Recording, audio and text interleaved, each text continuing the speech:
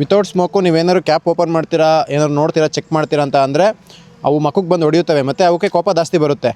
First open ಮಾಡ್ತಿದ್ದಂಗೆ ನಾವು smoke ಹಾಕೋದ್ರಿಂದ ಅವೆಲ್ಲನೂ ಕೂಡ ಸೈಡ್ಗೆ ಹೋಗ್ತವೆ ಮತ್ತು ಇವು ಬಾಕ್ಸಲ್ಲೇ ಹುಟ್ಟಿ ಬಾಕ್ಸಲ್ಲೇ ಬೆಳೆದಿರೋ ಹುಳ ಆಗಿರೋದ್ರಿಂದ ಸ್ವಲ್ಪ ಕೋಪ ಮಾಡ್ಕೊಳ್ಳೋದು ಕಮ್ಮಿ ಈ ಥರ ಸ್ಮೋಕ್ ಕೊಟ್ಟಾಗ, ನಾವು ಮೇಂಟೆನೆನ್ಸ್ ಮಾಡೋಕ್ಕೆ ಬಂದಿದ್ದೀವಿ ಅಂತ.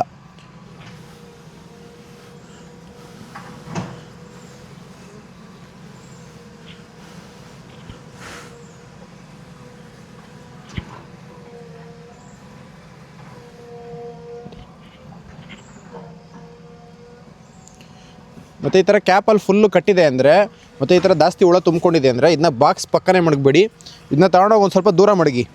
ಸೊ ಆವಾಗ ಹುಳಗಳೆಲ್ಲ ಇಲ್ಲಿರ್ತವೆ, ನಮಗೆ ಅಲ್ಲಿ ಆಪ್ರೇಟ್ ಮಾಡೋಕ್ಕೆ ತುಂಬ ಈಸಿ ಆಗುತ್ತೆ. ಕೆಳಗೆ ಹತ್ರಕ್ಕೆ ಬಂದು ನೋಡಿಲ್ಲಿ ತೋರಿಸು.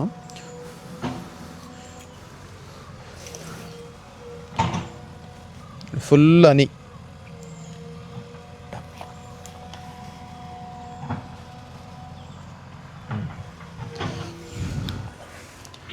ನೋಡಿ ಬನ್ನಿ, ಇಲ್ಲಿ ಮೇಯಕ್ಕೆ ಹೋಗಿರೋ ಹುಳ ಬತ್ತಿದಂಗೆ ನಾನು ಟಾರ್ಗೆಟ್ ಮಾಡಿದ್ದೆ.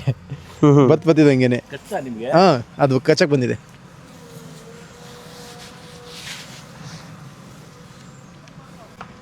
ಬಂದ್ರಾ?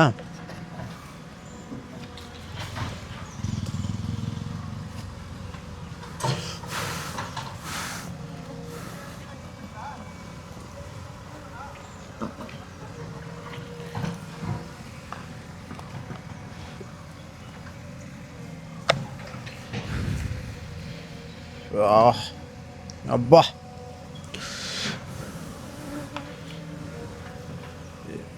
ನೋಡಿ ಲೈಟಾಗಿ ಹಿಂಗೆ ಸ್ಮೋಕ್ ಕೊಟ್ಟರೆ ಅವೇ ಹಾರ್ಕೊಂಡು ಹೊಂಟೋಗ್ಬಿಡುತ್ತೆ.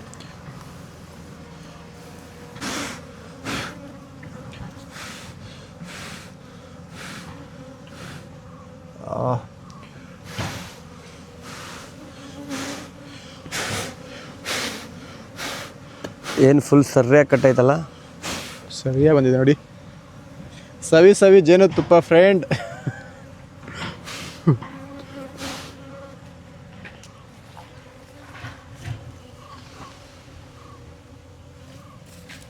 ನೀನು ಹಂಗೆ ನಳಗೋದ್ರೆ ಚೆನ್ನಾಗಿ ಬರಲ್ಲ ಅದು. ನೀನು ಯಾವತ್ತಿಗಿದ್ರು ಬಿಸಿಲು ಆಪೋಸಿಟ್ ಇರಬೇಕು.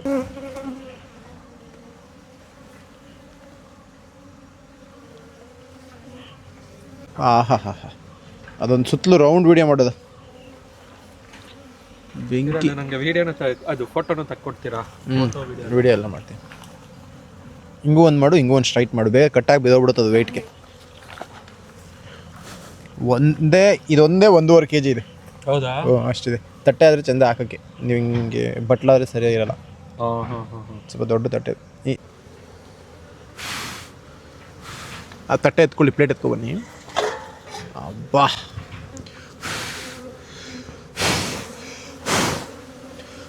ಅದೇ ಇವಾಗ ನಾನು ಮಾಡ್ತೀನಿ. ಆ ಸೈಡ್ಗೆ ಇಟ್ಕೊಳ್ಳಿ, ಹುಳ ಎಲ್ಲ ಕೊಡೋಗ್ತೀನಿ.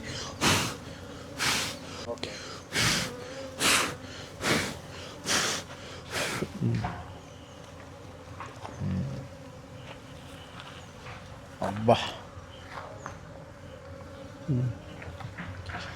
ಇಷ್ಟೇ ತುಪ್ಪ ತೆಗೆಯೋದು, ಅರ್ಥ ಆಯ್ತಾ? ಹಾಂ, ಆರಾಮಾಗಿ ತಗೋಬೋದಾ? ಸುಮಾರು ಜನ ಶೇರ್ ಮಾಡಿ, ಸಪೋರ್ಟ್ ಮಾಡಿ. ಮತ್ತು ನೀವೇನಾದ್ರು ಜೇನು ಕೃಷಿ ಸ್ಟಾರ್ಟ್ ಮಾಡಬೇಕು ಅಂದರೆ ಇಲ್ಲೇನು ನೋಡ್ತಾ ಇದ್ದೀರಾ ಈ ಥರ ಡಿಸೈನ್ ಇರುವಂಥ ಜೇನು ಪೆಟ್ಟಿಗೆಯಲ್ಲಿ ಸ್ಟಾರ್ಟ್ ಮಾಡಿ. ಪೂರ್ತಿ ಮಾಹಿತಿಗೆ ಕಾಲ್ ಮಾಡಿ.